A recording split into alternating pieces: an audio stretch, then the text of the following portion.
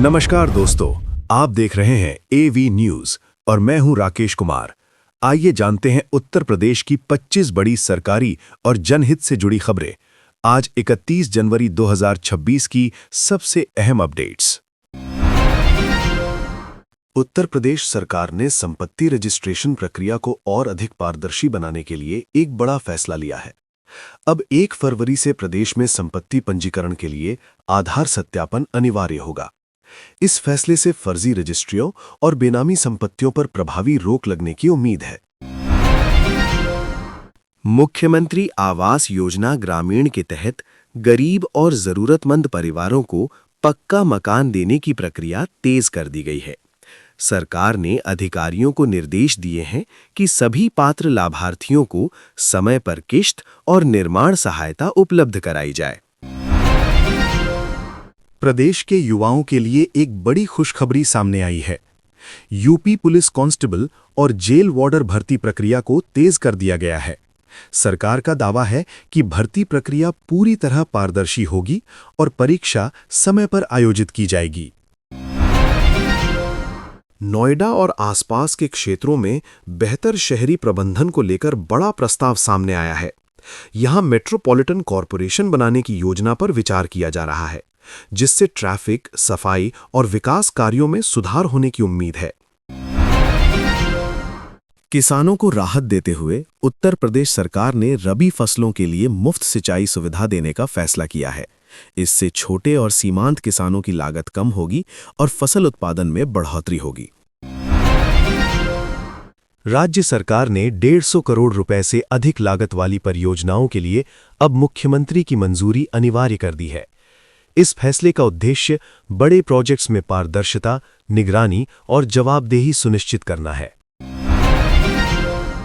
विश्व आर्थिक मंच दावोस से उत्तर प्रदेश को करीब 3 लाख करोड़ रुपए के निवेश प्रस्ताव प्राप्त हुए हैं। सरकार का कहना है कि इससे प्रदेश में उद्योगों का विस्तार होगा और हजारों नए रोजगार अवसर पैदा होंगे। महिला स्वयं सहायता समूहों को और अधिक सशक्त बनाने के लिए सरकार नई ऋण और प्रशिक्षण योजनाएं शुरू करने जा रही है। इस पहल का उद्देश्य ग्रामीण महिलाओं को आत्मनिर्भर बनाना और उनकी आय में बढ़ोतरी करना है। स्मार्ट गांव योजना के तहत अब प्रदेश के गांवों में डिजिटल सेवाएं, सोलर स्ट्रीट लाइट और पक्की सड़कों का निर्माण तेजी से किया जाएगा। इससे ग्रामीण इलाकों में आधुनिक सुविधाएं उपलब्ध होंगी। पिछड़ा वर्ग और अल्पसंख्यक छात्रों के लिए छात्रवृत्ति योजना में सुधार किया गया है। सरकार ने भरोसा दिलाया है कि अब स्कॉलरशिप की राशि सीधे बैंक खाते में और समय पर पहुंचाई जाएगी। स्वास्थ्य सेवाओं को और बेहतर बनाने के लिए जिला अस्पतालों में डॉक्टरों की पर्याप्त तैनाती और आवश्यक दवाओं की उपलब्धता सुनिश्चित करने के निर्देश जारी किए गए हैं। इसका उद्देश्य आम जनता को समय पर और गुणवत्तापूर्ण इलाज उपलब्ध कराना है। मुख्यमंत्री कन्या सुमंगला योजना के तहत लंबित पड़े सभी आवेदनों का शीघ्र निस्तारण करने के आदेश दिए गए हैं, ताकि पात्र बेटियों को समय पर योजना का लाभ मिल सके। बेरोजगार युवाओं को रोजगार के बेहतर अवसर देने के लिए प्रदेश के विभिन्न जिलों में रोजगार मेले आयोजित किए जाएंगे। इन मेलों में निजी और सरकारी क्षेत्र की कई प्रतिष्ठित कंपनियां हिस्सा लेंगी।